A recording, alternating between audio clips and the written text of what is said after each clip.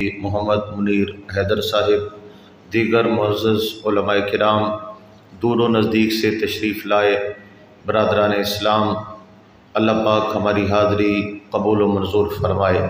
تمام احباب آگاہ ہیں، برادر محترم حاجی محمد نصر اللہ خان صاحب، حاجی محمد خورشید انور خان صاحب اور برادرم حاجی محمد اکرام اللہ خان صاحب کے پیارے بھائی محترم حاجی محمد امیر امان اللہ خان مرحوم و مغفور کے ایصال ثواب کے لیے ہم یہاں پہ ختم چہلم کی تقریب سعید میں حاضر ہیں۔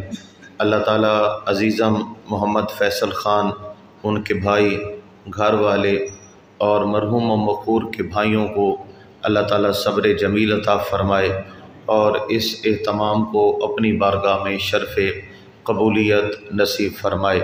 اس سے پہلے کہ میں چند لمحات کے لیے آپ حضرات کے سامنے لب کشائی کروں، میں آپ احباب سے ایک گزارش کروں گا کہ عموماً قل خوانی کی محفل ہو یا ختم چہلم کی محفل ہو تو اس میں ٹائمنگ دی جاتی ہے، اتنے بجے آغاز ہوگا اور اتنے بجے اختتام ہوگا۔ تو آغاز کے حوالے سے 2 گھنٹوں کا مطلب یہ ہوتا ہے کہ پہلے 1 گھنٹہ قرآن خوانی، کلمہ شریف، درود پاک پڑھیں گے، پھر تھوڑی نعت ہوگی اور 40-45 منٹ خطاب ہو جائے گا اور اپنے وقت پر دعا خیر ہو جائے گی۔ جبکہ ہماری روٹین یہ ہے کہ جب دعا کا وقت قریب ہوتا ہے تو اس وقت ہم حاضری کے لیے حاضر ہوتے ہیں۔ تو پھر اگر ہر بندہ ہی ایسا کرے گا تو ختم قرآن کیسے ہوگا، کلمہ شریف کیسے پڑھا جائے گا اور ایصال ثواب کے لیے جو ورد وظیفہ ہوتا ہے وہ کیسے ہوگا۔ وہ ایک بزرگ ہمیں سناتے تھے کہ کسی بادشاہ نے کہا کہ اس بڑے کڑاہے کے اندر رات ہر بندہ 1 لیٹر 1 کلو دودھ آ کے ڈالے، ہر گھر کا بندہ 1 کلو دودھ ڈالے۔ بہت بڑا کڑھا رکھا اور لوگوں کو کہا کہ دودھ ڈالیے۔ تو گھر میں رات کو انہوں نے مشورہ کیا، ایک گھر میں مشورہ ہوا اتنے لوگ جو دودھ ڈالیں گے تو اگر ہم پانی ڈال دیں تو اس سے کیا فرق پڑے گا۔ تو دوسرے گھر میں بھی مشورہ ہوا کہ اتنے لوگ جو ڈالیں گے تو ہم پانی ڈال دیں تو کیا نقصان ہوگا۔ تو جب صبح کڑھا دیکھا تو سارا پانی سے بھرا پڑا تھا، کیونکہ ہر گھر میں مشورہ یہی ہوا تھا۔ تو ہر بندہ کہتا ہے کہ اتنے لوگ ہوں گے پڑھنے والے، اگر میں لیٹ جاؤں گا تو اس سے کیا ہوگا۔ تو سارے ہی اب پانی والے بن گئے۔ تو مہربانی فرمایا کریں، بر وقت تشریف لایا کریں، بر وقت شروع ہوگا تو بر وقت اختتام بھی ہوگا۔ تو جب ٹائم پہ شروع نہیں ہوتی بات تو ٹائم پہ اختتام بھی نہیں ہوتی۔ پھر ناراضگی اسٹیج والوں سے ہوتی ہے کہ انہوں نے ہمیں دیر کر دی، حالانکہ ہم آپ سے زیادہ ابالے ہوتے ہیں۔ اب وہ عبد المجید بھائی نے چکڑالے میں محفل میں نعت پڑھنی تھی، وہ چلا گیا، اس کی نعت ختم ہوگی تو وہاں میرا خطاب ہوگا، تو اب یہاں سے نکلوں گا تو وہاں پہ پہنچوں گا نا۔ تو اس طرح ہم آپ سے بھی جلدی میں ہوتے ہیں، لیکن یہ ہے کہ ذرا ٹائم پہ آیا کریں۔ اگلے محبت سے دعوت دیتے ہیں، بلاتے ہیں تو 4 لفظ پڑھ کر ہم بھی ایصال ثواب میں شامل ہو جائیں گے، تو اس سے کافی سارا فائدہ ہو جائے گا۔ ولیمے کا وقت 12 بجے ہو تو ہم 11:30 چلے جاتے ہیں کہ کوئی کرسیاں مل لے گا۔ یہ سرائے کی میں خود مٹھاس کے لیے لفظ اندر ڈال دیتا ہوں۔ کوئی بھی مسئلہ ہو، موسیقی ہو تو بھی ہم تو ان محافل میں مساجد کے معاملے میں ہم بڑی تاخیر کر کے آتے ہیں، یہ اچھی بات نہیں ہے۔ ٹائم پہ آیا کریں، اللہ پاک سب کو جزائے خیر عطا فرمائے۔ اب دیکھیے کہ 9، 9:15 تک ایک ختم قرآن بھی مکمل نہیں ہوا اور 2 کو ملا کر ختم پڑھایا جا رہا تھا۔ 8 بجے کا ٹائم تھا، تو اتنی زیادہ تاخیر یہ غیر مناسب ہے۔ اللہ تعالی ہمیں وقت کی پابندی کی توفیق عطا فرمائے۔ سامعین محترم، میں چونکہ وقت مختصر ہے اور زیادہ سے زیادہ میں نے لیٹ کیا تو آپ کو 10 منٹ لیٹ کروں گا۔ 10 بجے دعا خیر تھی تو 10:10 تک وہ میں آدھا گھنٹہ کچھ گزارشات پیش کرتا ہوں۔ سب سے پہلی گزارش یہ ہے، تلاوت کردہ آیت پاک کا ترجمہ سن لیں۔ الذی خلق الموت والحیات لیبلوکم ایکم احسن عملا۔ اللہ کریم نے موت اور زندگی کو اس لیے پیدا کیا تاکہ تمہیں آزمائے تم میں کون اچھے عمل کرنے والا ہے۔ اللہ تعالیٰ نے ہمیں آزمائش کے لیے پیدا فرمایا۔ آزمائش کیا ہے؟ ایکم احسن عملا، کون اچھے عمل کرتا ہے۔ اگر ہم اچھے عمل کرتے ہیں ہم کامیاب ہیں، ہم غلط اعمال کرتے ہیں ہم ناکام ہیں۔ والعصر، قسم ہے زمانہ کی، ان الانسان لفی خسر، بے شک انسان گھاٹے میں ہے، الا الذین آمنوا وعملوا الصالحات، سوائے ان لوگوں کے جن کا ایمان اعلیٰ ہے اور جن کے اعمال بھی ستھرے ہیں۔ ایمان اور عمل یہ دو چیزیں معیار کامیابی ہیں، معیار ترقی ہیں اور علامات فلاح ہیں، اور جس کے پاس ایمان ناپختہ ہے اور عمل کردار مضبوط نہیں ہے یہ ناکامی ہے اور نامرادی ہے۔ حاضرین محترم، ہم نے معیار بنائے ہیں زمانے میں۔ کامیاب کون ہے؟ جس کے پاس مال و دولت زیادہ ہے۔ کامیاب کون ہے؟ جس کو دنیاوی سہولیات میسر ہیں۔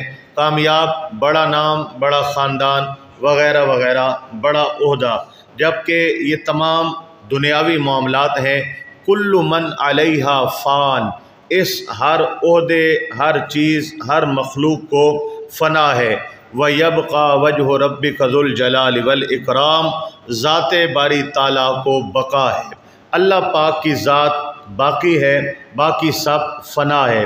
اور اس کے علاوہ دو چیزیں ہیں، ایک ضائع ہونے والی اور ایک باقی رہنے والی۔ یہ دنیا، یہ دھن، یہ جاگیر، یہ عہدے، یہ ضائع ہونے والے ہیں۔ نماز، روزہ، نیکی، سجدہ، تلاوت وغیرہ یہ باقی رہنے والے ہیں۔ گناہ بھی باقی رہنے والے ہیں اور نیکیاں بھی باقی رہنے والی ہیں۔ دنیاوی مال و متاع اور معاملات یہیں رہ جانے والے ہیں۔ جس نے نیکی کمائی وہ بھی اس کے پاس ہے، اور جس نے گناہ کمایا وہ بھی اس کے ساتھ ہے۔ قرآن کی یہ دو آیت مبارکہ توجہ کیجئے گا۔ فَمَن يَعْمَلْ مِثْقَالَ ذَرَّةٍ خَيْرًا يَرَهُ، جس نے ذرہ برابر نیکی کمائی قیامت میں اس کو وہ دکھائی جائے گی اور اپنی نیکی کو وہ دیکھ لے گا۔ وَمَن يَعْمَلْ مِثْقَالَ ذَرَّةٍ شَرًّا يَرَهُ، جس نے ذرہ برابر گناہ کیا وہ بھی اس کو دکھا دیا جائے گا۔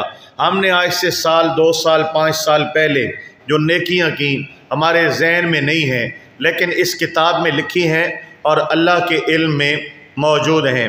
ہم نے آج سے سال، مہینہ، 2 سال، 5 سال پہلے جو گناہ کمائے ہمارے ذہن میں نہیں ہیں، لیکن اس کتاب میں لکھی ہیں اور اللہ کی بارگاہ میں محفوظ ہیں۔ جب قیامت کا میدان آئے گا یہ کتابیں کھل جائیں گی اور ہر نیکی سامنے ہوگی، ہر بدی سامنے ہوگی۔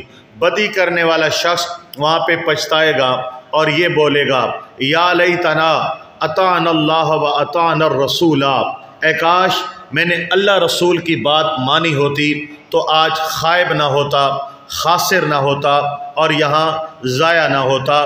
یہ معاملات ہیں کہ اگر آج ہم نیکی سے تعلق جوڑیں گے، اس میں ہماری فلاح بھی ہے، اس میں ہمارے لیے اللہ کی نعمتیں بھی ہیں، اللہ اور اس کے رسول کی رضا بھی ہے، اور یہی ہماری زندگی کا مقصد ہے۔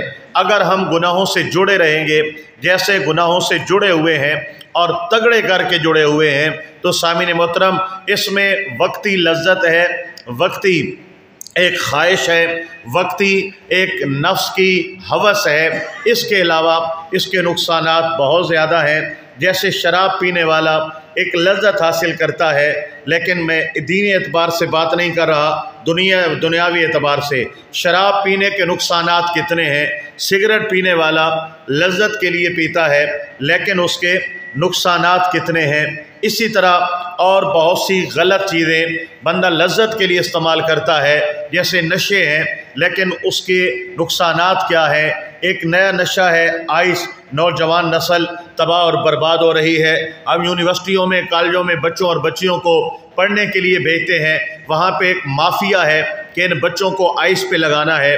یہ غیر ملکی، غیر اسلامی لوگوں کی سازش ہے کہ نوجوان، جو ان کی نوجوان نسل ہے، ان کو مفلوج کر دو، اور مفلوج کرنے کے لیے مہنگا نشہ بھی ہے اور مفلوج کر دینے والا نشہ بھی ہے جس کو آئس کہتے ہیں۔ پہلے پہل فری میں دیا جاتا ہے، پھر جب بندہ عادی ہو جاتا ہے پھر اس سے مختلف قسم کی ڈیمانڈ بھی کرائی جاتی ہیں، اور وہ بندہ کسی قابل، کسی کھاتے میں نہ دین کا، نہ دنیا کا، نہ گھر کا، نہ باہر کا، نہ پڑھائی کا، نہ باپ کا، کسی کا بھی نہیں رہتا، لیکن لذت ہے۔ اب جس نے آئس کا، یہ ہیروئن کا کوئی بھی نشہ کیا، اب لذت کے لیے ہے، نقصان کتنے بڑے ہیں، صحت تباہ ہو جاتی ہے، جگر برباد ہو جاتا ہے، انسان کسی کام کا، کسی کھاتے کا نہیں رہتا۔ بالکل اسی طرح اگر بدکاری ہے، اگر بے حیائی ہے، اگر شراب ہے، اگر جوا ہے، اگر کوئی اور ناچ گانا وغیرہ کوئی بھی غلط کام ہے، اس میں وقتی لذت ہے، لیکن اس کے دنیاوی نقصانات تو ہیں، مالی نقصانات بھی ہیں، بہت نقصانات ہیں، لیکن قبر کے لیے یہ بہت بڑا نقصان ہے، آخرت کے لیے یہ بہت بڑا نقصان ہے، قیامت کے لیے بہت بڑا نقصان ہے۔ اور اس سے بڑا نقصان کیا ہے کہ رب جس نے پیدا کیا ہم اس کو ناراض کر بیٹھے، اور نبی پاک علیہ السلام جس کا ہم نے کلمہ پڑھا ہم اس محبوب کو ناراض کر بیٹھے۔ اور اس سے بڑا نقصان کیا ہے، جس کام کے لیے اللہ نے ہمیں پیدا کیا تھا ہم وہ کام نہ کر سکیں، نامراد ہو جائیں اور ناکام ہو کر ہم اس دنیا سے جائیں، اللہ کی نعمتوں سے محروم ہو جائیں اور خدا کے عذابوں میں مبتلا ہو جائیں۔ اس سے بڑی تباہی کیا ہے، اس سے بڑی بربادی کیا ہے؟ آج اگر ہماری ایک عضو کے اندر تکلیف پیدا ہو جائے، جب تک وہ تکلیف ختم نہیں ہوتی ہمیں چین نہیں آتا۔ یہ تکلیف وقتی ہے، چاہے بخار کی تکلیف ہو، درد کی تکلیف ہو یا کوئی بھی اذیت ہو، جب تک ہم اس سے نکل نہیں جاتے ہمیں سکھ چین نصیب نہیں ہوتا، ادویات استعمال کرتے ہیں وغیرہ وغیرہ۔ سامعین محترم، یہ تکلیف عارضی ہے، یہ گھنٹہ ہے، 2 گھنٹہ ہے، دن ہے، ہفتہ ہے، 10 دن ہے، اللہ پاک سب کو محفوظ فرمائے۔ لیکن جو آخرت کی تکلیف ہے، چاہے وہ آگ کا عذاب ہے، ہمارا ایمان ہے، کیونکہ قرآن نے دوزخ کا 20 بار نہیں سینکڑوں بار تذکرہ کیا ہے۔ دوزخ ہے، آگ ہے، اللہ کا عذاب ہے، خدا کی پکڑ ہے، قیامت کا دن ہے، امتحان ہے، وہ مالک یوم الدین ہے۔ قیامت پر ایمان لانا یہ ایمانیات میں سے ہے، جو قیامت کو نہیں مانتا وہ مسلمان بھی نہیں ہے۔ اب یہ سارے معاملات اگر وہاں ہم آزمائش میں آ گئے، تکلیف میں آ گئے، اللہ نہ کرے کسی عذاب میں آ گئے، وہ عذاب کتنا لمبا ہوگا ہم نہیں جانتے، اور وہ نظام کتنا بھیانک ہوگا ہم نہیں جانتے۔ میرے آقا پاک علیہ السلام نے فرمایا جہنم میں جس کو سب سے کم عذاب دیا جائے گا وہ شخص ہوگا کہ اس کو آگ کے جوتے پہنائے جائیں گے، اس کا پورا وجود آگ سے باہر ہوگا، صرف آگ کے جوتے اس کو پہنائے جائیں گے، اور آگ کے جوتے جو پہنے گا اس کا حال یہ ہوگا کہ اس کا دماغ ہنڈیا کی طرح، کٹوی ہنڈیا کی طرح اس کا دماغ ابل رہا ہوگا، کھول رہا ہوگا۔ یہ آگ کے جوتے ہیں، یہ صرف کم سے کم عذاب ہے۔ اگر ان گناہوں کی وجہ سے جن میں ہم پڑے ہیں، میں کس گناہ کا تذکرہ کروں، ہمارے معاشرے کے اندر سود جیسی وبا بھی آج عام ہے، حالانکہ سود جیسا حرام دنیا میں ہے نہیں، اس سے بڑا حرام۔ ہمارے معاشرے کے اندر نوجوان جواریے بھی ہیں، فینسیاں بھی کھیلتے ہیں، بکوں پر پیسے بھی لگاتے ہیں، حالانکہ جوا یہ قطعاً شریعت کے اندر حرام ہے۔ ہمارا نوجوان ان کاموں میں مبتلا ہو چکا ہے۔ ہمارے معاشرے کے اندر بے پردگی بھی عام ہے، نہ آنکھ کا پردہ ہے اور نہ عورتوں کے لیے، بچیوں کے لیے چہرے کا پردہ رہا ہے۔ ہمارے گھروں کے اندر ماؤں بہنوں کے لباس ایسے ہیں کہ حالت ناگفتہ بے ہے۔ حضور آقا پاک علیہ السلام نے فرمایا تھا ایک زمانہ آئے گا کہ جب عورت لباس پہن کر بھی ننگی ہوگی، اور وضاحتیں کرنے کی مجھے ضرورت نہیں ہے، آپ احباب جانتے ہیں لباس ایسے ہیں کہ لباس جیسے نہ ہو، ہمارے یہ کیفیت ہے۔ میرے بھائیوں، رشوت کی بات کی جائے، کہاں ہے جہاں پر آج رشوت نہیں دی جاتی، یا رشوت کو ٹھکرایا جاتا ہے، یا رشوت کی ڈیمانڈ نہیں کی جاتی؟ اگر کوئی محکمے میں ایسا بندہ، سمجھدار بندہ کسی بھی محکمے میں آ جائے، پورے محکمے خراب نہیں ہیں، محکموں کے بندے خراب ہوتے ہیں اور ان میں کچھ اچھے لوگ بھی ہوتے ہیں۔ اگر کوئی اچھا بندہ آ جائے اور کہتا ہے نہیں میں نے رشوت نہیں لینی، محکمے والے کہتے ہیں یہ بھولا ہے، یہ کملا ہے، اس کو پتہ ہی نہیں ہے، جو دین کی بات کرے، حلال پہ گزارا کرے، قرآن و حدیث کے مطابق جائے، اس کو بھولا کملا کہا جاتا ہے، اور جو زیادہ حرام خوریاں کرے، غلط کاریاں کرے، اس کو سیانہ کہا جاتا ہے۔ بہرحال آگے سنیے گا، رشوت یہاں ہے، سود یہاں ہے، اور جھوٹ یہاں ہے۔ کون سا معاملہ ہے کہ جو آج ہمارے معاشرے میں نہیں ہے؟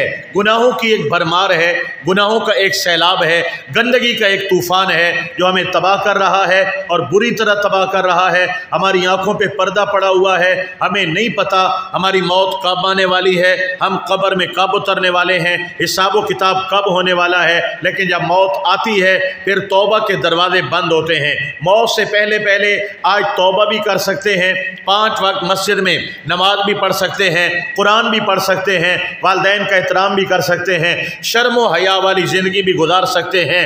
آج موقع ہے، ورنہ ایک دن مرنا ہے، آخر موت ہے، کر لے جو کرنا ہے، آخر موت ہے۔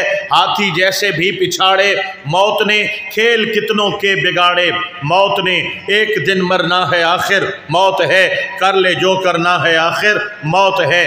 موت تیری آنے والی آئے گی، جان تیری جانے والی جائے گی، تجھ پہ ایک دن خاک ڈالی جائے گی، ایک دن مرنا ہے، آخر موت ہے، کر لے جو کرنا ہے، آخر موت ہے۔ میں نے چند الفاظ بولے ہیں، 10 منٹ 12 منٹ، موت، زندگی، نیکی، بدی، قیامت، میں نے آپ کے سامنے تبصرہ کیا ہے۔ حاضرین محترم، آپ کے ذہنوں میں کچھ بات بیٹھی ہے، آپ کے دلوں پہ کچھ اثر ہوا ہے، آپ کی روح نے ان الفاظ کو قبول کیا ہے، لیکن یہ کیفیت وقتی ہے۔ ہم جب ایسی محفل میں ہوتے ہیں، ہم پر کیفیت آتی ہے، جب ہم دوبارہ واپس جاتے ہیں، کیا بیان ہوا، کیا گفتگو ہوئی، پھر ہمارا وہی نظام ہوتا ہے۔ اگر پہلے گناہ تھے تو وہی گناہ جاری ہو جاتے ہیں، پہلے غلط تھے تو غلط ہی رہتے ہیں، پہلے بے نماز تھے تو بے نماز ہی رہتے ہیں۔ پھر سننے کا کیا فائدہ، سنانے کا کیا فائدہ؟ سامعین محترم، یہ سننے سنانے کا فائدہ یہ ہوتا ہے کہ جو بات کی جا رہی ہے اس کو سنیے، اس کو سمجھیے اور اس کو فالو کریں، اس کی اطاعت کریں، اس کی اتباع کریں، اس بات کی پیروی کریں، تاکہ ہمیں کچھ فائدہ ہو، ہماری آخرت کا فائدہ ہو، ہماری قبر کا فائدہ ہو۔ حاضرین محترم، بڑے بڑے آئے اور دنیا سے چلے گئے اور قبروں میں چلے گئے۔ قبرستان، وہ سامنے مجھے قبریں نظر آ رہی ہیں، اس میں ہمارے کسی کے دادا جان، کسی کے نانا جان، کسی کی اماں جان، کسی کا بھائی جان، کسی کا کون، کسی کا کون مدفن ہے۔ یہ کل ہمارے ساتھ تھے، ہمارے ساتھ بولتے تھے، بیٹھتے تھے۔ ہماری جائیدادیں ان کی جائیدادیں ہیں جن کو ہم نے بانٹا ہے، انہوں نے ہمارے لیے گھر بنائے ہیں، انہوں نے ہمارے لیے دنیاوی اسباب کیے ہیں، لیکن چلے گئے نا، ایک دن چلے گئے، اسی طرح ہم نے بھی چلے جانا ہے۔ آج قبروں میں ان کا معاملہ یہ نہیں ہے بیٹے کتنے چھوڑے، زمینیں کتنی چھوڑی، جائیدادیں کتنی بنائیں، ان کا معاملہ یہ ہے نمازیں پڑھی یا نہیں پڑھی، قرآن پڑھا یا نہیں پڑھا، اللہ کے فرمان پر حکم عمل کیا یا نہیں کیا، آقا پاک کی پیروی کی ہے یا نہیں کی ہے۔ میں کیسے سمجھاؤں؟ دل بدلنا میرا کام نہیں ہے۔ وما علینا الا البلاغ المبین، یہ اللہ کے رسول، اللہ کے پیغمبر جب بات کر لیتے تھے نا، آخر میں فرماتے تھے وما علینا الا البلاغ المبین، اور ہم پر کچھ نہیں ہے سوائے اس کے کہ سیدھی بات آپ تک پہنچا دیں۔ تو ہماری بات ہے سیدھی بات آپ تک پہنچانا، اور آگے عمل کرنا، یہ نہ کرنا، یہ انسان کی اپنی مرضی ہوتی ہے۔ ایک اور عرض بھی کرتا چلا جاؤں، انسان مختار بھی ہے اور انسان مجبور محض بھی ہے۔ آپ سنیے گا، انسان اللہ نے اختیار بھی دیا ہے اور اللہ نے انسان کو مجبور بھی بنایا ہے۔ انسان مجبور ہے صحت اور بیماری میں، یہ اللہ پاک کی دین ہے۔ صحت دے اس کی مرضی، نہ دے اس کی مرضی، یہ اللہ کی مرضی ہے۔ اولاد دے اس کی مرضی، بے اولاد رکھے یہ اس کی مرضی۔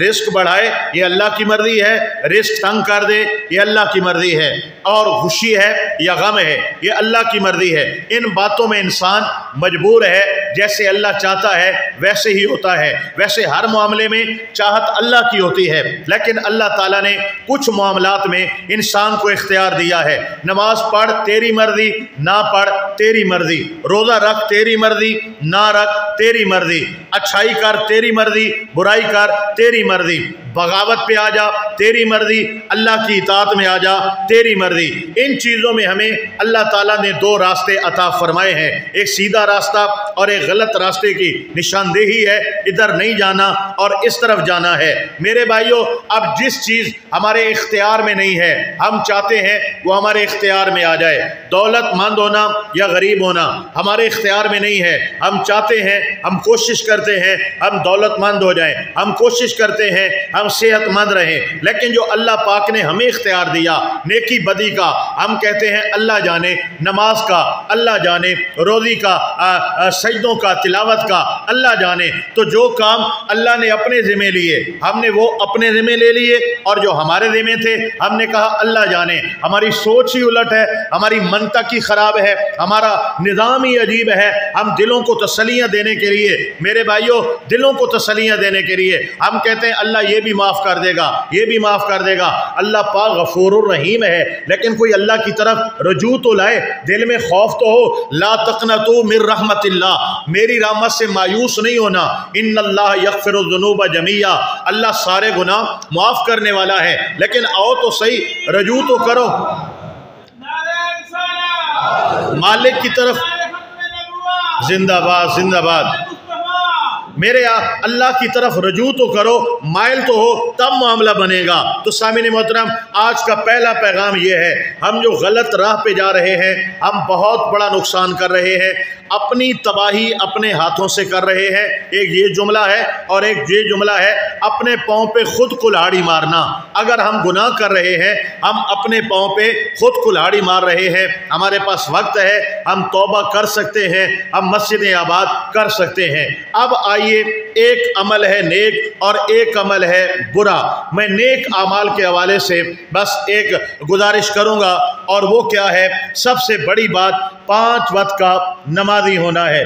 سب سے پہلے کلمہ ہے، کلمہ ہمیں نصیب ہو گیا، یہ ارکان اسلام میں پہلا رکن ہے، کلمہ پڑھنا، ایمان لانا۔ اس کے بعد پہلا فرض ہے نماز، زکوٰۃ بعد میں ہے، حج بعد میں ہے، روزہ بعد میں ہے۔ پہلا فرض کیا ہے؟ نماز، جو ہر حال میں فرض ہے۔ اب نماز کے اندر یہ جامعیت ہے۔ اللہ کریم فرماتا ہے اللہ کی ہر بات سچی ہے، ہر بات پکی ہے، ہر قول اللہ پاک کا 1000 بار ہماری جان فدا۔ اللہ کریم فرماتا ہے ان الصلاۃ تنہا عن الفحشاء والمنکر، بے شک نماز روکتی ہے، نماز بچاتی ہے۔ کون کون سی چیزوں سے؟ فحش چیزوں سے، فحاشی سے اور گناہ سے۔ 2 چیزیں ہیں، ایک جو ہے فحش چیزیں ہیں، غلط کاریاں ہیں، اور دوسرے ویسے کے گناہ ہیں۔ نماز میں یہ تاثیر ہے، اگر بندہ 5 وقت کا نمازی ہو جائے، بے حیائی سے بھی نماز اسے دور کر دیتی ہے، اور دیگر گناہوں سے بھی نماز اسے دور کر دیتی ہے۔ پکا نمازی ہے اور 5 وقت کا نمازی ہے اور صحیح طرح نماز پڑھنے والا ہے، نماز کو چٹی نہیں سمجھتا، نماز تسلی سے۔ یہ جملہ ایک پوسٹ چلتی رہی اس پر سوشل میڈیا پر، کتنا پیارا جملہ ہے، اگر زندگی میں سکون چاہتے ہو تو نماز سکون سے پڑھا کرو، اگر زندگی میں سکون چاہتے ہو تو نماز سکون سے پڑھا کرو۔ ہم جو بچے لگا کر، ریسیں لگا کر نماز پڑھتے ہیں، سامعین محترم، یہ نماز تو نہیں ہوئی۔ ایسی نماز اگر کسی نے پڑھی، میرے آقا پاک علیہ السلام نے اس کو تشبیہ دی ہے، فرمایا جیسے مرغ دانے چگتا ہے، یہ مرغ کی ٹھوکیں ہیں، یہ نماز نہیں ہے۔ فرمایا لوگوں سب سے بڑا چور کون ہے؟ حضور کون ہے؟ فرمایا نماز کا چور ہے۔ یا رسول اللہ نماز کا چور؟ فرمایا جو رکوع سجدہ صحیح نہیں کرتا وہ نماز کا چور ہے۔ رکوع میں جاتے ہیں پورا کھڑے نہیں ہوتے، کھڑے ہوتے ہیں تو ٹھہرتے نہیں ہیں، سجدے میں جاتے ہیں آ جا ٹھا پھا، ایسی نمازیں نہیں ہیں۔ میں حضور کی ایک حدیث مبارکہ آپ کو پیش کروں، اللہ کے رسول صلی اللہ علیہ وسلم نے ارشاد فرمایا 60 سال بندہ نماز پڑھے گا اور اس کو قیامت کے دن منہ کالا کر کے دوزخ میں ڈالا جائے گا۔ صحابہ کرام نے عرض کیا یا رسول اللہ 60 سال کی نماز اور دوزخ میں کیوں؟ فرمایا رکوع سجود میں اپنی کمر سیدھی نہیں کرے گا، رکوع سجود میں اپنی کمر یعنی رکوع سے کھڑا ہوا سمی اللہ لمن حمدہ ربنا لک الحمد سیدھا نہیں ہوگا، ایسے ہو کے پھر سجدے میں چلا جائے گا۔ یہ رکوع سے جب کھڑے ہوتے ہیں سیدھا ہونا یہ علیحدہ واجب ہے، اور تھوڑی دیر رکنا یہ علیحدہ واجب ہے، اور دو سجدوں کے درمیان جو اٹھنا ہے سیدھا ہونا علیحدہ واجب ہے، اور تھوڑی دیر ٹھہرنا یہ علیحدہ واجب ہے، یعنی سیدھے بھی ہو جاؤ اور ذرا رکو، کم از کم ایک بار سبحان اللہ کہہ لیا جائے، اتنی دیر رکو اور پھر دوسرے سجدے میں جاؤ۔ تو یہ تو نماز کی چوری ہے، یعنی جو نماز صحیح نہیں پڑھتا، اللہ کریم ارشاد فرماتا ہے فویل للمصلین، نمازیوں کے لیے بربادی ہے، نمازیوں کے لیے بربادی ہے، الذین هم عن صلاتهم ساہون، فرمایا وہ لوگ ہیں کہ جو لوگ اپنے نمازوں سے غافل ہیں، سستی سے نماز پڑھتے ہیں، بے رغبتی سے نماز پڑھتے ہیں، کبھی پڑھتے ہیں کبھی نہیں پڑھتے، ان کے لیے تباہی ہے اور ان کے لیے بربادی ہے۔ اب جو بالکل سرے سے نماز نہیں پڑھتا اس کا انجام کیا ہوگا؟ ہم مسلمان ہیں الحمدللہ، ہم سب مسلمان ہیں۔ اب سنیے گا، مسلمان ہونے کے ناطے ہمیں یہ عقیدہ رکھنا ضروری ہے کہ ہم پر نماز فرض ہے، ہم پر نماز فرض ہے، ہم پر نماز، بولیے کیا ہے، بولیے، ہم پر نماز فرض ہے۔ اب یہ یقین ہے، اگر یہ یقین نہیں ہے تو مسلمان بھی نہیں ہے۔ نماز کو فرض ماننا یہ ایمانیات میں سے ہے، نماز ہم پر فرض ہے۔ اب دوسری بات، نماز جب فرض ہے تو دن میں 5 مرتبہ ہم پر نماز فرض ہے، یہ بھی ہم جانتے ہیں، اور نماز فرض عین ہے، کسی صورت میں نماز کی ہمیں معافی نہیں ہے۔ اگر بندہ امیر ہے تو بھی فرض، غریب ہے تو بھی فرض، مسافر ہے تو بھی فرض، مقیم ہے تو بھی فرض، اگر صحت مند ہے فرض، اگر مریض ہے فرض، نہیں کھڑا ہو سکتا بیٹھ کے پڑھے فرض ہے، نہیں بیٹھ سکتا اشاروں سے پڑھے، نماز ہر حال کے اندر فرض ہے۔ نماز کی اتنی زیادہ اہمیت ہے، اللہ کے محبوب علیہ السلام کی ہزاروں احادیث مبارکہ نماز کی تعلیم دیتی ہیں۔ قرآن میں 700 مرتبہ کم و بیش رب ذوالجلال نے نماز کا ذکر فرمایا ہے۔ حضور آقا پاک علیہ السلام نے بار بار نماز کی تاکید فرمائی ہے۔ ارے اس سے بڑھ کر اور کیا ہو سکتا ہے؟ فرمایا، عرض کیا یا رسول اللہ صلی اللہ علیہ وسلم، نابینا ہوں، مجھے دکھتا نہیں ہے، اگر گھر میں نماز پڑھ لیا کروں تو یا رسول اللہ اجازت ہے؟ فرمایا اذان کی آواز کان میں پڑتی ہے، حضور پڑھتی ہے، فرمایا تم پہ لازم ہے تم مسجد میں آ کر نماز پڑھو۔ نابینا ہے، مسجد تک نہیں آ سکتا، حضور اجازت نہیں دیتے، فرمایا گھر میں نہیں پڑھنی، مسجد میں آنا ہے۔ صحت مند بندہ ہے، کھاتا پیتا ہے، چلتا پھرتا ہے، کاروبار کرتا ہے، ہر بات میں سمجھدار ہے، لیکن مسجد تک نہیں آتا، گھر میں بھی نہیں پڑھتا، یہ اللہ کی طرف سے محرومی نہیں ہے تو کیا ہے؟ اللہ کی ناراضگی نہیں ہے تو اور کیا ہے؟ ہم سمجھتے ہیں ہم نماز نہیں پڑھتے، نہیں، ہم سے کوئی ایسی غلطی ہو گئی ہے، ہمارے اندر کوئی ایسا نقص ہے، ایسی خامی ہے، مالک کو ہمارے سجدے منظور ہی نہیں ہے۔ ہر بندہ جب کسی کے گھر میں جاتا ہے اس کی رضا سے جاتا ہے، بغیر کسی کی رضا کے کوئی کسی کی بیٹھک میں گھر میں نہیں جا سکتا، تو مالک کا گھر ہے، جس کو مالک توفیق دیتا ہے وہ آ کر سجدے کرتا ہے۔ تو میرے بھائیوں، اپنے اندر جھانکو، ہم سے کون سی خطا ہوئی، کون سی غلطی ہوئی کہ اللہ نے سجدوں سے محروم کر دیا، نمازوں سے محروم کر دیا، اپنے گھر میں آنے سے محروم کر دیا۔ یہ کیوں میں لیکچر کیوں دے رہا ہوں، یہ بات کیوں کر رہا ہوں؟ یہاں پر اکثر میرے بھائی نمازی بیٹھے ہیں، لیکن وہ بھی تو ہے نا جو بے نماز ہیں، کسی کے چہرے پہ نہیں لکھا ہوا یہ نمازی ہے، یہ بے نماز ہے، لیکن ہر بندہ جانتا ہے کہ کون نماز ہے، میں بے نماز ہوں یا میں نمازی ہوں، تو میں بے نمازوں سے میں گفتگو کر رہا ہوں، کیوں؟ تاکہ دل میں کچھ احساس پیدا ہو، نماز فرض ہے، مجھے پڑھنی چاہیے، اللہ نے مجھے صحت دی ہے، نماز مجھے پڑھنی چاہیے، اس سے پہلے کہ میری صحت ختم ہو جائے مجھے اللہ کو سجدہ کرنا چاہیے۔ مسلمان کی اور کافر کے درمیان فرق ہے، مسلمان کی نشانی ہے نماز، لہذا ایز اے مسلم مسلمانوں کی علامت قائم کرنے کے لیے مجھے نماز پڑھنی چاہیے۔ مجھے اللہ نے عبادت کے لیے پیدا کیا، کاروبار دنیا داری سارے کام کرتا ہوں، نماز ہی تو عبادت ہے، تو نماز اللہ کی عبادت کے لیے بنایا گیا، مجھے نماز پڑھنی چاہیے۔ اللہ کی مجھ پر نعمتیں ہیں، انعامات ہیں، اگر ہم کہیں پر سیل مینی کرتے ہیں یا نوکری کرتے ہیں، ہمیں 30 40 50 ہزار سیلری ملتی ہے، ہم سارا مہینہ یس یس یس کرتے ہیں اور تابع ہو جاتے ہیں، اور اللہ کریم جو کروڑوں نعمتیں دیتا ہے، وَإِن تَعُدُّوا نِعْمَتَ اللَّهِ لَا تُحْصُوهَا، اگر تم میری نعمتوں کو گننا چاہو گن نہیں سکتے، تو اللہ کی نعمتوں کا بھی حق بنتا ہے کہ سجدہ کرنا چاہیے، شکر کرنا چاہیے۔ اللہ کی نعمتیں نہ گن سکتے ہیں نہ شکر کر سکتے ہیں، بس اللہ کے شکر گزار اگر بندوں میں شامل ہونا چاہتے ہیں تو اللہ نے آسان کر دیا ہے، 5 5 وقت کی نماز جو بندہ پڑھنا شروع کر دیتا ہے اللہ تعالیٰ اسے عبادت والوں میں بھی لکھ لیتا ہے اور شکر گزار بندوں میں بھی شامل فرما لیتا ہے۔ سامعین محترم، قلبی سکون نہیں ہے، نیند کی گولیاں لے کر سوتے ہیں، اس کا حل کیا ہے؟ 5 وقت کی نماز ہے، آپ کو ذہنی سکون بھی ملے گا، آپ کے دل کو قرار بھی ملے گا، آپ کو گھر میں طرح طرح کی پریشانیاں ہیں، اب مال بھی ہے، دولت بھی، اولاد بھی ہے، کاروبار بھی ہے، ایک بے چینی ہے، اضطراب ہے، بندہ ہر پریشان ہے، یار مجھے ہے کیا؟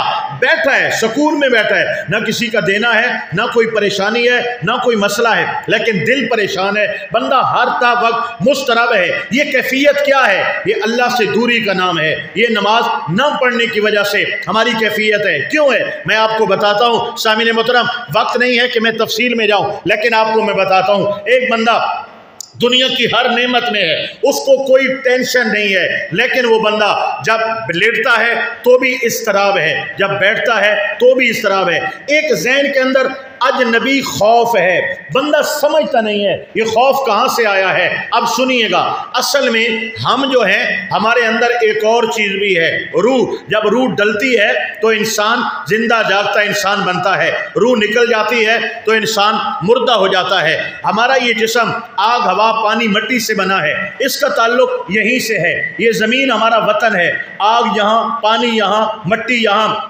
ہر شے یہاں، لہذا وجود کو یہاں سکون ملتا ہے، اور جب بندہ مرتا ہے اس کو مٹی میں دفنایا جاتا ہے، کیونکہ مٹی اس کا اپنا وطن ہے، ہر چیز اپنے وطن میں قرار پاتی ہے۔ لیکن ہمارے اندر جو روح ہے نا، یہ یہاں کی نہیں ہے۔ یسألونک عن الروح، آپ سے روح کے متعلق پوچھتے ہیں، یہ کیا ہے؟ قل الروح من امر ربی، فرمائے یہ امر ربی ہے، یہ ادھر سے نہیں ہے، یہ ادھر سے ہے، یہ امر ربی ہے، یہ رب ذوالجلال کی طرف سے ہے اور اللہ کا امر ہے۔ تو روح کا جو مسکن ہے وہ اللہ کے جلوے ہیں، اللہ پاک کے جلوے ہیں، اللہ پاک کا قرب ہے، اللہ پاک کا ذکر ہے۔ اب روح کا وطن یہ نہیں، روح کا وطن وہ ہے، تو اندر اضطراب کیوں ہے؟ جو اندر روح بیٹھی ہے، جب ہم نے ذکر نہیں کیا، نماز نہیں پڑھی، تلاوت نہیں کی، اللہ کے ساتھ لو نہیں لگائی، وہ اپنے وطن کے لیے مضطرب ہے، لہذا ہمیں قرار نہیں ملے گا۔ الا بذکر اللہ تطمئن القلوب، دلوں کو قرار تب ملتا ہے جب اللہ کا ذکر ہو، کیونکہ روح کو جب اپنے وطن سے ملایا جاتا ہے، جب ادھر اس کا کنیکشن قائم کر دیا جاتا ہے، خدا کی یاد، خدا کا ذکر، خدا کی عبادت، تب روح کو چین ملتا ہے۔ جب روح کو چین مل جاتا ہے تو پھر بندے کو اگر لاکھوں دنیا کے مسائل بھی ہونا، بندہ سکون میں بیٹھا ہوتا ہے، کیونکہ اس کی روح سکون پا رہی ہے، اللہ کے ذکر میں اس کی روح تر ہے، یہ بے قراریاں ختم ہو جائیں گی، یہ پریشانیاں مٹ جائیں گی۔ آئیے 5 وقت کی نماز کا ارادہ کر کے جائیں، وعدہ کر کے جائیں، نیت کر کے جائیں۔ صحت چاہتے ہو تو نماز میں ہے، سکون چاہتے ہو تو نماز میں ہے، گھر میں برکت چاہتے ہو تو نماز میں ہے، اتفاق چاہتے ہو نماز میں ہے۔ خدا کی قسم ہے، یہ وہ دولت ہے جس میں اللہ نے دنیا اور آخرت کی تمام نعمتوں کو سمو دیا ہے۔ نماز مسلمان ہونے کی علامت ہے۔ آج پڑھو گے کامیاب ہو جاؤ گے، نہیں پڑھو گے ہمیں بڑا پچھتانا پڑے گا، ہمیں بڑا رونا پڑے گا، اور پھر ہمارے لیے چھٹکارا مشکل ہو جائے گا۔ میرا کام تھا پیغام دینا، میں نے ہر دل کو دستک دی ہے، اور اچھے انداز میں، آسان فہم انداز میں اور مختصر لفظوں میں، دائیں بائیں جا کر میں نے ٹائم ضائع نہیں کیا، ٹو دی پوائنٹ میں نے اپنا پوائنٹ دیا ہے۔ نماز نماز نماز، میرے بھائیوں پڑھ لو، آپ کا فائدہ ہے۔ ووٹ تو مانگ نہیں رہا، نوٹ تو مانگ نہیں رہا، اور کوئی آپ سے اپیل تو کر نہیں رہا کہ ہوگا تو میرا فائدہ، نہیں ہوگا تو میرا نقصان۔ میں تو بات کر رہا ہوں نماز کی، پڑھیں گے آپ کا فائدہ، نہیں پڑھیں گے آپ کا نقصان۔ اللہ پاک ہم سب کو 5 وقت نماز پڑھنے کی توفیق عطا فرمائے۔ اب آخر میں 2 گزارشات باقی ہیں، مختصراً میں اس پر بات کرنا چاہتا ہوں۔ حاضرین محترم، والدین کے لیے جو ہے سب سے بڑا مسئلہ اس کی اولاد ہے۔ والدین کے لیے سب سے بڑا مسئلہ اولاد ہے۔ 2 صورتیں ہیں، ایک صورت یہ ہے بے اولاد ہے، ایک بندے کو ساری دنیا کی دولتیں مل جائیں، اولاد نہیں ہے، وہ بے قرار ہوگا، بے چین ہوگا، قرار نہیں ملے گا۔ کیوں؟ وہ کہتا ہے اولاد نہیں ہے تو کیا فائدہ، دولت نہ ہوتی اولاد ہوتی تو میرے لیے یہ بہتر تھا۔ یعنی بے اولاد افراد کے لیے سب سے بڑا مسئلہ، سب سے بڑی چاہت، سب سے بڑی خواہش کیا ہے؟ اولاد ہے۔ یہاں پر میں اپنے موضوع سے تھوڑا نکل رہا ہوں۔ اگر ہم کبھی مجبوریوں میں پڑتے ہیں، اولاد چاہیے، یا کوئی لا علاج مرض آ گیا، اللہ معاف فرمائے، یا اور کوئی مسئلہ ہو گیا، سامعین محترم آپ دعا کرائیں، آپ بزرگوں کے پاس جائیں، ایسے بزرگوں کے پاس جائیں جو ولی ہیں، جو تہجد گزار ہیں، جو نیکوکار ہیں، اور جنہوں نے اللہ اللہ کیا ہے، اللہ سے لو لگائی ہے، وہ اللہ کے زیادہ قریب ہے۔ ہم اللہ پاک سے کا ذکر کم کرتے ہیں، لہذا اس کی دعا جو سنی جائے گی وہ اللہ پاک جلد قبول فرمائے گا۔ اللہ کریم کا ان سے وعدہ ہے، اجیب دعوت الداع اذا دعان، یہ جب بھی مانگتے ہیں میں ان کو ضرور دیتا ہوں۔ اللہ والوں سے دعا کرائیں، اللہ والوں سے آپ کہیں حضور ہمارے لیے دعا کریں۔ اللہ والوں کی دعاؤں میں برکت ہے، اللہ کے کلام میں برکت ہے۔ مزارات پر جاتے ہیں، مزار والے نہیں دیتے، اور مزار والوں سے ہم نہیں مانگتے، ہم کہتے ہیں یا اللہ تیرے نیک بندے ہیں، ان کی عبادت دعاؤں کا صدقہ ہم پہ رحم کر دے۔ بزرگوں کو کہتے ہیں ہمارے لیے دعا فرمائیں، یہ ایک علیحدہ موضوع ہے۔ لیکن میرے بھائیوں، مسائل کے حل کے لیے 2 نمبر 4 نمبر 10 نمبر جو ہے 2 نمبریوں کے پاس 10 نمبریوں کے پاس چلے جانا، مال ضائع کرنا، ان سے امیدیں قائم رکھنا، جیسے یہ شف والے لوگ ہیں، اور اس طرح کے اور کئی بھنگی چرسی وغیرہ وغیرہ ایسے لوگ ہیں جنہوں نے ہٹیاں کھولی ہوئی ہیں اور وہاں پر ہمارا آنا جانا ہے، ہم آتے جاتے نہیں ہیں۔ اللہ نے مرد کو ذرا زیادہ عقل دی ہے، عورت کی عقل آدھی ہوتی ہے، اس لیے عورت کی گواہی آدھی گواہی ہے کہ اگر 2 مرد ہیں تو گواہ دیں، اگر 2 مرد نہیں ہیں تو 1 عورت اور 1 مرد اور 2 عورتیں گواہی دیں، اس کی عقل کام ہے۔ تو یہ عورتیں چھپ لک کے یہ چلی جاتی ہیں، ایسوں کے پاس پیسے بھی ضائع کر آتی ہیں، مال بھی ضائع کر آتی ہیں، آپ کی جیب سے رات کو پیسے نکالتے ہیں اور صبح پیر صاحب کی ڈیمانڈ پوری کر کے آتی ہیں۔ یہ ٹھگ بازوں کے ہتھے چڑھی ہوئی ہیں، لہذا نظر رکھیں ہمارے گھر میں کیا ہو رہا ہے، ہمارے اطراف میں کیا ہو رہا ہے۔ پورا نظام ایسے لگتا ہے جادو چلا رہا ہے، اس پہ جادو ہو گیا، اس پہ جادو ہو گیا، استخارہ کرواتے ہیں، جی استخارہ کر دیں۔ اب اگلا بندہ کہتا ہے جناب استخارے میں یہ آیا ہے کہ آپ کے ویسے مسائل ہیں، صحت کے مسائل ہیں، آپ بیمار ہیں، آپ پر کوئی جادو نہیں ہے، تعویذ نہیں ہے۔ وہ کہتا ہے اس کو تو پتہ ہی نہیں چلتا۔ جب تک ان کو جادو نہ ٹھوکو، ان کو تعویذ کی بات نہ کرو اور یہ بولو کہ تمہاری بہو نے تعویذ کرائے ہیں، تمہاری جو ہے وہ ساس نے تعویذ کرائے ہیں، تو تب تک قرار نہیں آتا، چین نہیں آتا۔ اب یہ جادو کہاں سے آ گئے؟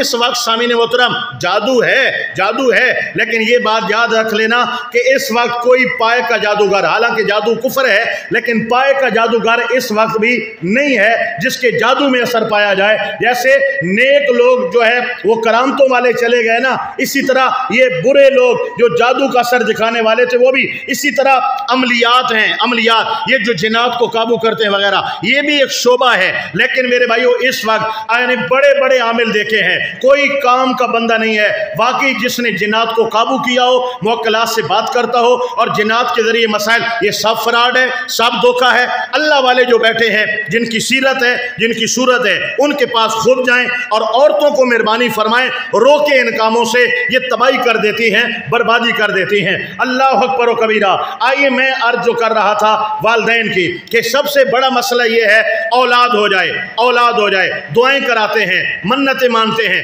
وغیرہ وغیرہ، ایک یہ مسئلہ ہے۔ اب اولاد ہو گئی تو بھی مسئلہ اولاد ہے، اولاد ہو گئی تو بھی مسئلہ اولاد ہے۔ اولاد بڑی ہے، جوان ہے، اولاد نافرمان ہے، بیٹا منہ پر جو ہے وہ جواب دیتا ہے، بیٹی جو ہے بدتمیزی کرتی ہے، گھر میں ماں کا ادب نہیں ہے، باپ کا ادب نہیں ہے، بیٹا بھی بدتمیز ہے، بیٹی بھی بدتمیز ہے۔ آج کے معاشرے کا یہ المیہ ہے، حالانکہ ہم مسلمان ہیں اور اسلامی معاشرے میں قرآن ہمیں کہتا ہے فلا تقل لہما اف، ماں باپ کو اف بھی نہیں کہنا، ولا تنہرہما، ماں باپ کو جھڑکنا بھی نہیں ہے، وقل لہما قولا کریما، ماں باپ سے عزت سے بات کرو، تکریم سے بات کرو۔ قرآن تعلیم دیتا ہے کہ ماں باپ کو اف مت بولو، ماں باپ کو جھڑکو مت، ماں باپ کے ساتھ غلط بات مت کرو، بلکہ عزت کا لہجہ رکھو، تو نہیں بولا کرو، ماں باپ کو تساں بولا کرو، آپ بولا کرو، ہاں کے آدھیں اے نہ بولا کرو، ماں باپ کو جی جی کر کے بولا کرو۔ جب بیٹھے اگر اگر چارپائی ہے تو پینتی کی طرف بیٹھ جاؤ، اگر کبھی ماں باپ کا دل خوش زیادہ کرنا ہے قدموں میں بیٹھ جاؤ، وہ آپ کو اوپر بٹھا دیں گے۔ ماں باپ کے ساتھ رویہ اچھا رکھو، ماں باپ کی عزت کرو، اگر گھر میں کوئی تلخی ہے بھی صحیح، رشتہ داروں کے سامنے، دوستوں کے سامنے، باپ کے بھائی، ماں کے بھائیوں یا رشتہ داروں کے سامنے ایسی عزت کرو ان کو تانا نہ ملے تمہارا بیٹا بدتمیز ہے، تمہاری بیٹی بدتمیز ہے۔ یہ رویے تب قائم ہوتے ہیں جب ہم سمجھدار ہوتے ہیں، اور سمجھدار بندہ کب ہوتا ہے؟ ایک جسم کی گروتھ ہے، جسم کی جو گروتھ ہے وہ بڑھتی رہتی ہے۔ 10 سال میں جسم کی بناوٹ اور ہوتی ہے، 15 سال میں اور ہوتی ہے، 20 سال میں اور ہوتی ہے، مجھے پتہ نہیں ہے جسم کب تک جو ہے یہ گروتھ کرتا ہے، پرورش پاتا ہے، لیکن جو انسان کا عقل ہے نا یہ 40 سال تک پرورش پاتا رہتا ہے۔ 40 سال میں جا کر انسان کا عقل پختہ ہوتا ہے، پھر یاد آتا ہے میں نے 20 سال میں جو کیا تھا وہ کتنا غلط تھا، میں نے 30 سال کی عمر میں جو کیا تھا وہ کتنا غلط تھا۔ تو میرے بھائیوں پھر یاد آتے ہیں وہ لمحات کہ میں نے باپ کا دل دکھایا تھا، میں نے بڑا غلط کیا تھا۔ آج بچپنا ہے، دوست کو گالیاں دے دیتا ہے، اگلے گھنٹے ایک ہو جاتے ہیں، لڑائی گریبان تک آ جاتی ہے، 2-3 دنوں کے بعد پھر دوستیاں قائم ہو جاتی ہیں۔ یہ بچکانہ معاملات ہیں، لیکن جب بڑے لوگ ہیں وہ بات کو بڑا لیتے ہیں، وہ دل پہ لیتے ہیں، اور وہ بھولتے نہیں ہیں کہ میرے بیٹے نے میرے ساتھ بدتمیزی کی ہے، وہ دل کا روگ بنا لیتے ہیں۔ میرے بھائیوں آپ کو کیا پتا آپ کا باپ، آپ نے باپ کو ناراض کیا ہے، اس کے اندر کیا ہے؟ اس کے اندر کلیجہ پھٹا ہوا ہے، رات کو اس کو چین سے نیند نہیں آتی۔ آپ کی ماں کتنا روتی ہے کہ میرے بیٹے نے دل دکھایا، میری بیٹی نے دل دکھایا۔ ہمارا حال یہ ہے ہم جب ماں باپ گھر میں ہوتے ہیں ہم عزت نہیں کرتے، جب جنازے نکل جاتے ہیں اس کے بعد ہم بھاں کرتے ہیں، جنابے والا اماں گئی ابا گیا، اور جب جیتے جی ان کی قدر نہیں کر سکتے، اب رونے کا کیا فائدہ؟ میرے بھائیوں والدین ایک دولت ہے، اور دولت کوئی بھی ہو جب تک انسان کے پاس ہوتی ہے اس کو قدر نہیں ہوتی، جب دولت چھن جاتی ہے قدر تب ہوتی ہے۔ گاڑی والے کو نہیں پتا گاڑی کتنی بڑی نعمت ہے، اگر سیل کر دے گاڑی اور دوبارہ لینی ہو اور ہفتہ پیدل آ جائے یا بائک پہ آ جائے اس کو تب پتہ چلتا ہے گاڑی کیا بلا ہے۔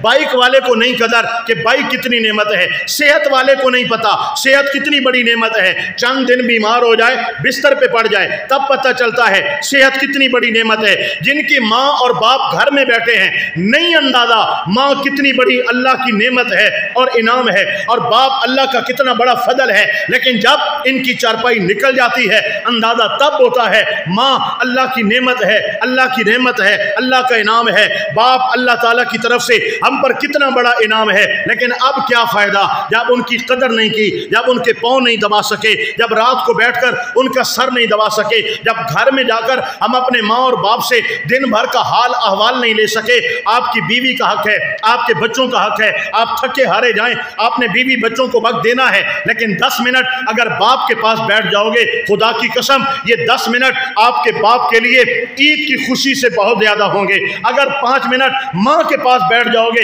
یہ 5 منٹ خدا کی قسم ہے ساری رات آپ کی ماں آپ کو دعائیں۔ اور میرے بھائیوں بعض اوقات بات چھوٹی ہوتی ہے لیکن ہمیں احساس نہیں ہوتا ہم کتنا بڑا کام کر رہے ہیں، بات چھوٹی ہوتی ہے احساس نہیں ہوتا ہم کتنا بڑا کام کر رہے ہیں۔ لہذا سامعین محترم یہ بات چھوٹی ہے، باپ کے پاس بیٹھ جانا، ماں کے پاس چند لمحے بیٹھ جانا، لیکن آپ کو اندازہ نہیں ہے اس کا ثواب کتنا ہے اور اس کا ماں باپ اثر کتنا لیتے ہیں، ان پر خوشی اور مسرت کے تاثرات کتنے قائم ہوتے ہیں۔ اس سے پہلے کہ باپ کی میت نکل جائے، اس سے پہلے کہ ماں کا جنازہ نکل جائے، میرے بھائیوں غنیمت جانو، ماں کو راضی کرو، باپ کو راضی کرو، ان کی خدمت کرو۔ اگر پیسے سے راضی ہوتے ہیں ان کی پیسے کی ضروریات پوری کرو، ان کے پہناوے کی ضروریات پوری کرو، ان کی میڈیسن پوری کرو، ان کا علاج معالجہ پہ توجہ دو، ان کو 3rd پرسن مت سمجھو، یہ گھر کا 1st پرسن ہے، یہ سب سے اہم لوگ ہیں، لہذا پوری توجہ ان پہ مرکوز کر دو، پھر دیکھیے گا اللہ برکتیں کیا عطا فرماتا ہے،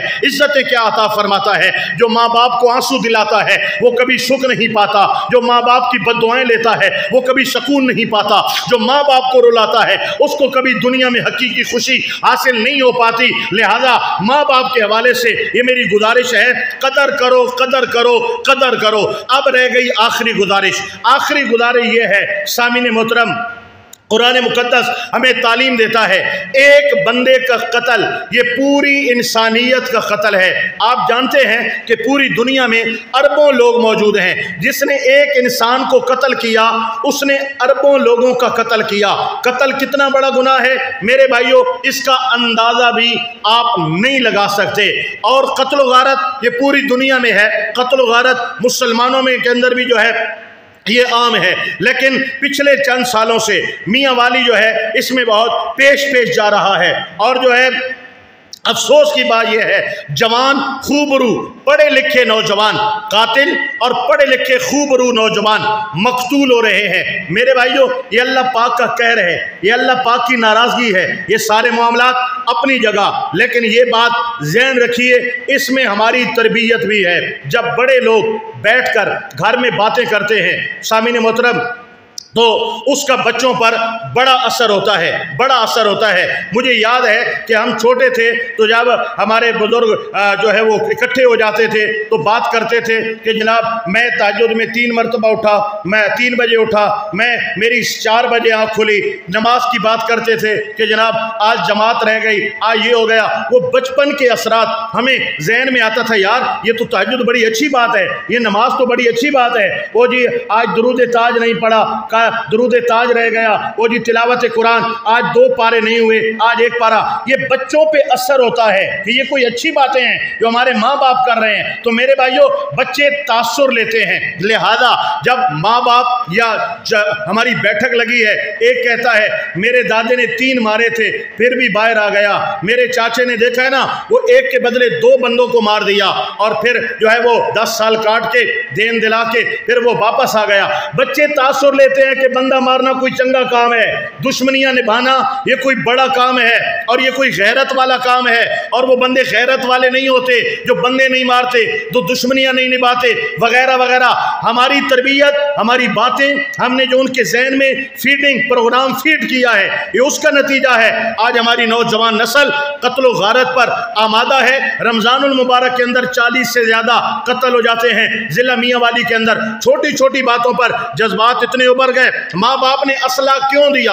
نوجوان کو اسلحہ کیوں دیا ماں باپ نے؟ نتیجہ کیا ہے؟ غصہ آیا، اسلحہ اٹھایا، جا کے بندہ مار دیا۔ اور پہلے ڈنڈے سوٹے کی لڑائی ہوتی تھی، وہ اور معاملے تھے۔ اب جذبات سے نکل گئے، نوجوان گالی دی ہے جواب میں بندہ مار دیتے ہیں، لین دین کا مسئلہ ہے بندہ مار دیتے ہیں، اور چھوڑ چھڑکوں کے جو معاملات چلتے ہیں بندہ مار دیتے ہیں، گھر میں کوئی فون کال وغیرہ پکڑی گئی بندہ مار دیتے ہیں۔ یار یہ کیا انسانیت ہے؟ یہ کیا معاشرہ ہے؟ کیا تہذیب ہے؟ لوگ ہمیں تانا دے رہے ہیں کہ میاں والی میں آج بھی جہالت ہے، ہم کیسے بتائیں؟ ہمارے پروفیسر، ہمارے ڈاکٹر پورے ملک میں کام کر رہے ہیں، ہمارے پروفیسر پورے ملک میں، یہاں تعلیم اتنی ہے، آپ کسی سرکاری ہسپتال کے اندر جاؤ، میاں والی گاؤں ڈاکٹر بھی مل جائیں گے، اور وہاں پر جو ہے آپ کو ہر طرح کے سیٹ پہ بیٹھا ہوا بندہ مل جائے گا۔ پولیس کے محکمے میں جائیں، چھوٹے سے لے کر بڑے تک، آفیسر تک آپ کو میاں والی سے بندہ ملے گا۔ فوج میں جائیں آپ کو ہر طبقے میں بندہ ملے گا۔ ٹرانسپورٹر پر میاں والی کا قبضہ ہے، ٹرانسپورٹ کی دنیا میں میاں والی نے پڑھے لکھے لوگ پیدا کیے ہیں، سلجھے ہوئے لوگ پیدا کیے ہیں، لیکن قتل و غارت کی یہ فضا آج میاں والی پہ الزام لگا رہی ہے کہ یہاں جہالت ہے، وہی پرانی جہالت ہے۔ یہ بندہ مار دیتے ہیں، نوجوان مار دیتے ہیں، یہ سہاگ اجاڑ دیتے ہیں، یہ بچوں کو یتیم کر دیتے ہیں۔ میرے بھائیوں اگر نوجوان بیٹھے ہو، خدا کے لیے لڑائی جھگڑا اپنی بات ہے، آپس میں دوریاں ہو جانا اپنی بات ہے، بندہ کبھی مت مارنا، بندہ کبھی مت مارنا، یہ بہت بڑا گناہ ہے، یہ بہت بڑا گناہ ہے، یہ بہت بڑا گناہ ہے۔ ایسا گناہ ہے کہ دنیا میں بھی ذلت کا توق ہے، قبر و آخرت میں بھی ذلت و خاری کا توق ہے۔ اور دوسری گزارش ماں باپ سے کر رہا ہوں، ماں باپ کو اسلحہ، اپنی اولادوں کو اسلحے سے دور رکھو، اسلحے سے دور رکھو، اسلحے سے دور رکھو، کہیں یہ نہ ہو اسلحے کا غلط استعمال ہو جائے اور آپ کے لیے زندگی بھر کا پچھتاوا ہو جائے۔ سامعین محترم پہلے تو بندہ چاڑا ہوتا ہے، بندہ مار دیتا ہے، پھر جب تھانے کچہریاں، رشوتیں، وکیل، جیلیں اور نظام چلتا ہے، لاکھوں لاکھ لاکھوں لاکھ لاکھوں لاکھ، پہلے دونوں گھر اجڑ گئے، مقتول کا گھر بھی اجڑ گیا، قاتل کا گھر بھی اجڑ گیا، کام کے بندے تھے ایک جیل چلا گیا، ایک قبر میں چلا گیا، اب ادھر سے بھی خرچے، انصاف تو یہاں ہے نہیں۔ میرے بھائیوں باپ مقدمہ کرتا ہے، فیصلہ پوتا سنتا ہے، حالات تو یہاں پر یہ ہیں، پھانسی، قتل، قتل کی سزا قتل، یہ حاکم وقت کا کام ہے، اور शरीयत ने इसको नाफिज किया है। पाकिस्तान में भी इसका निफाज हुआ, लेकिन फांसी की सज़ा ख़त्म हो गई है। क्या है जी, 25 काट लेंगे, 20 काट लेंगे, फिर बाहर आ जाएंगे। ये भी बड़ी वजूहात हैं। लेकिन हाज़रीन मोहतरम, ये तो देखिए कि उधर भी घर उजड़ गया, इधर भी, अब इधर भी खर्चे, उधर भी खर्चे। कत्ल का केस भुगताना कोई सौखा है? उधर भी घर से खर्चा बंद, क्योंकि वो घर चलाता था। इधर भी घर का खर्चा बंद, क्योंकि ये घर चलाता है। अब थानों में देने हैं, अब तफ्तीशों पे देने हैं, अब वकीलों को देना है, अब जजों को खरीदना है, वगैरह वगैरह। फिर ये कोर्ट, वो कोर्ट, फिर हाई कोर्ट, फिर सुप्रीम कोर्ट। सारी जिंदगी दोनों खानदान लुटक जाते हैं, लुटक जाते हैं, बर्बाद हो जाते हैं। फिर बंदा कहता है हाय मैंने क्या किया, हाय मैंने क्या किया। इससे बेहतर है कि सब्र से काम लिया जाए, तहम्मुल से काम लिया जाए, वक्ती बर्दाश्त अपने अंदर पैदा की जाए, ताकि हमारा माशरा सुधर सके। हजारों बातें हैं, करता चला जाऊं, बोलता चला जाऊं, ना ये बातें खत्म होने में आएंगी और ना मेरे दिल के जो है वो जख्म मुंदमिल होने पे आएंगे। ये सीना जख्मी है, माशरे के हालात देखता हूँ, दिल तड़पता है। ऐसा कभी मौका मिल जाता है तो दिल के फफोले खोल देता हूँ और अर्ज करता हूँ हमें कैसा होना चाहिए था, हम कैसे हैं। जो 4 बातें की हैं, अल्लाह पाक हमें समझ भी अता फरमाए, अमल का जज्बा भी नसीब फरमाए। बरादर मोहतरम, हाजी मोहम्मद अमीर अमानुल्लाह खान 5 वक्त के नमाजी थे। मरहूम मखूर हाजी मोहम्मद अता मोहम्मद खान मरहूम, उनकी ये तरबियत है। उनके सारे बेटे नमाजी हैं, मस्जिदों के साथ लगाव है और जो है दीन के साथ लगाव है। हलाल हराम की तमीज़ रखते हैं, शरी मसाइल पूछ कर बात करते हैं। ये वालिद गिरामी की तरबियत है। और हाजी साहब हाजी अमीर अमानुल्लाह खान मरहूम नमाजी बंदे थे, बाअखलाक बंदे थे, मिलनसार बंदे थे, सादा मिजाज बंदे थे, हर एक बंदे के साथ बराबर प्रोटोकॉल देने वाले बंदे थे और मुखलिस थे। 5 वक्त के नमाजी थे। अल्लाह ताला उनके दर्जात बुलंद फरमाए, अल्लाह पाक उनकी मग़फ़िरत फरमाए, जवारे रहमत ख़ास में जगह अता फरमाए। वमा अलैना इल्लल बलागुल मुबीन। जी, सदका जारिया हाजी मोहम्मद इकरामुल्लाह खान साहब ने कहा कि 2 मिनट इसके हवाले से बात कर लीजिएगा। एक सदका वो है जो हम देते हैं गरीब को, मस्कीन को, बेवा को, खा पी लिया जाता है, ये भी सदका है। एक सदका जारिया कहलाता है, यानी ऐसा सदका कि जो बाद में जिसका सवाब हमारा चलता रहता है, बाद में उसका सवाब चलता रहता है। मिसाल के तौर पे आपने मस्जिद बनाई और मस्जिद बन रही है और उसमें ताउन किया, ये आपका सदका जारिया है। जब तक मस्जिद में नमाज वगैरह ज़िक्र अस्कार होगा, वो आपकी कब्र में भी 100 साल बाद भी सवाब पहुंचता रहेगा। आपने कहीं पर पानी पीने का एहतमाम किया, नल लगवाया या कोई भी, जब तक लोग उससे पानी पीते रहेंगे आपके लिए सदका जारिया चलता रहेगा। आपने मदरसा कायम किया या मदरसा बनाने में खिदमत की, ये सदका जारिया है। जब तक वहाँ कुरान पढ़ाते रहेंगे, पढ़ते रहेंगे, सदका जारिया का सवाब आपको मुयस्सर आता रहेगा। कोई भी फलाही काम जिससे मुसलमान फ़ायदा उठाएं, मुसाफिर खाना हो गया या इस तरह का काम जो करवा देते हैं, ये सदका जारिया है। जब तक लोग उससे फ़ायदा उठाएंगे, सदका जारिया है, काम होता रहेगा। आका पाक अलैहिस्सलाम ने फरमाया तमाम के तमाम आमाल मरने के बाद सिलसिला ख़त्म हो जाता है। 3 काम ऐसे हैं जो सदका जारिया हैं। हुजूर वो कौन? फरमाया नेक औलाद। जिसने नेक औलाद छोड़ी वो माँ बाप के लिए सदका जारिया है। नमाज ये पढ़ेंगे, सवाब माँ बाप को पहुँचेगा। फरमाया इल्म नाफे, क्या है? इल्म नाफे, ऐसा इल्म जिससे नफ़ा उठाया जाए, जिससे लोगों को फ़ायदा पहुँचे, ये भी सदका जारिया है। सामिन मोहतरम, हम इस तरह कुलखानी हो या ख़त्म चैलम हो, हम अपने बुज़ुर्गों के लिए, वालिदैन के लिए, वालिद के लिए देगों का इंतज़ाम करते हैं, लंगर का इंतज़ाम करते हैं, बहुत कुछ जो है वो निज़ाम चलाते हैं।